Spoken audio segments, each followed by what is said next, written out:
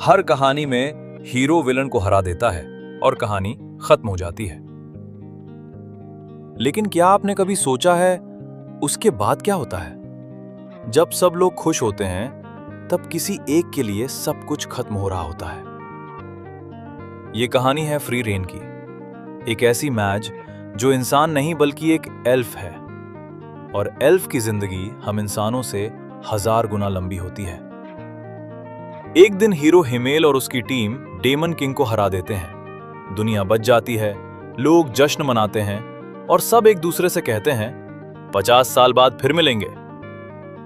सबके लिए ये एक वादा था, लेकिन फ्री रेन के लिए ये बस एक छोटा सा वक्त था। फिर 50 साल बीत जाते हैं और जब फ्री रेन वापस आती है सब कुछ बदल चुका होता है।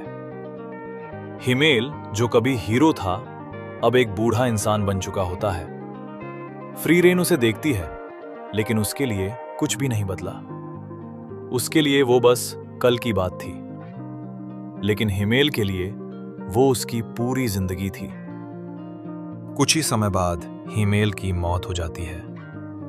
सब लोग रोते हैं, लेकिन फ्री रेन बस खड़ी होकर देखती रहती है। उसे समझ ही नहीं आता कि उसे अंदर से इतना अजीब क्यों लग रहा है।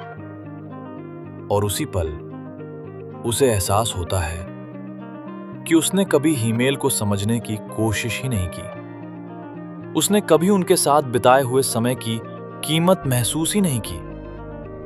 उसके लिए वो सिर्फ कुछ साल थे, लेकिन हिमेल के लिए वो उसकी पूरी जिंदगी थी।